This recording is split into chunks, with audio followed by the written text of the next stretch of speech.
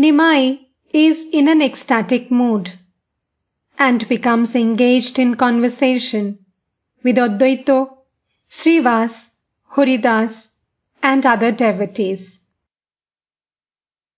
Nitai sings a song suited to Nimai's mood. Where is Krishna? Where is my Krishna? He is not in the grove, dear friends. Give me Krishna. Bring me my Krishna. Radha's heart knows naught but him.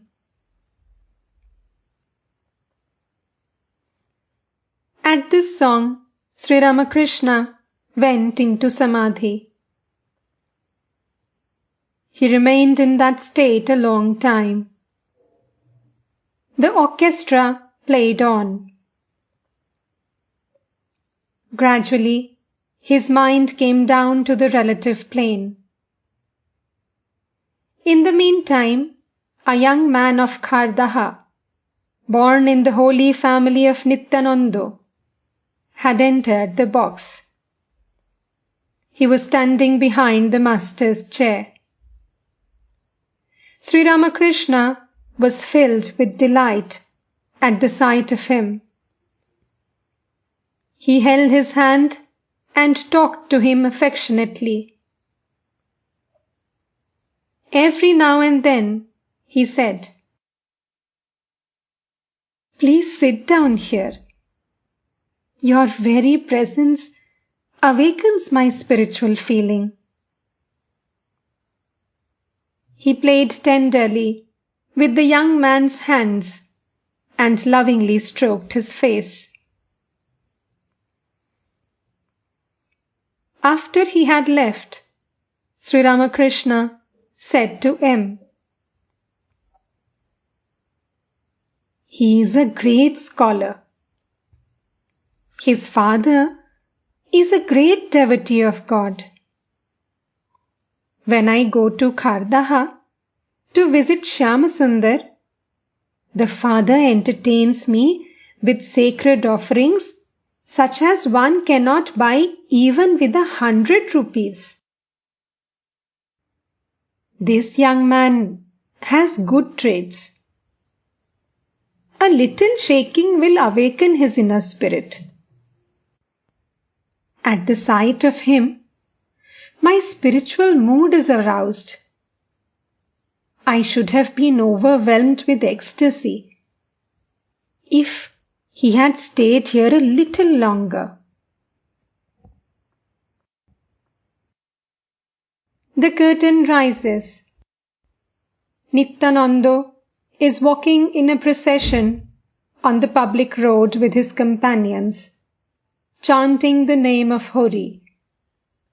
He meets two ruffians, Jagai and Madhai, who are sworn enemies of all religious people.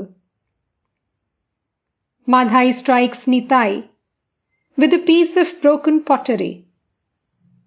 Nitai is hurt and bleeds profusely, but he pays no heed, inebriated as he is with the love of God.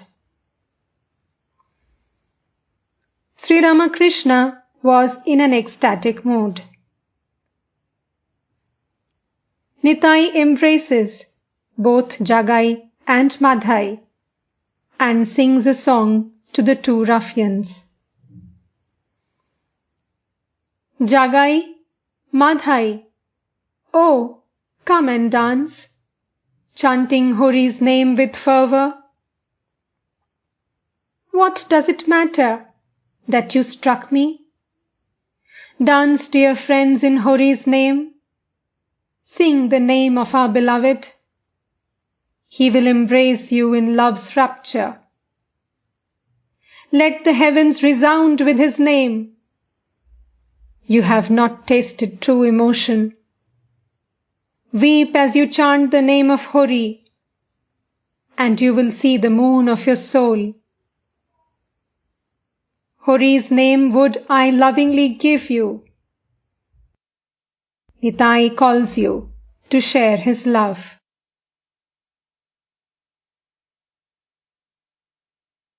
Nimai speaks to Shochi of his desire to enter the monastic life. His mother faints and falls to the ground. At this point, many in the audience burst into tears. Sri Ramakrishna remained still and looked intently at the stage. A single tear appeared in the corner of each eye. The performance was over. Sri Ramakrishna was about to enter a carriage. A devotee asked him how he had enjoyed the play. The master said with a smile, "I found the representation the same as the real." The carriage proceeded toward Mahendra's mill.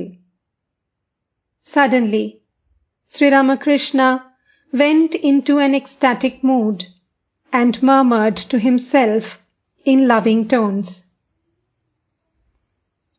"O Krishna, O Krishna,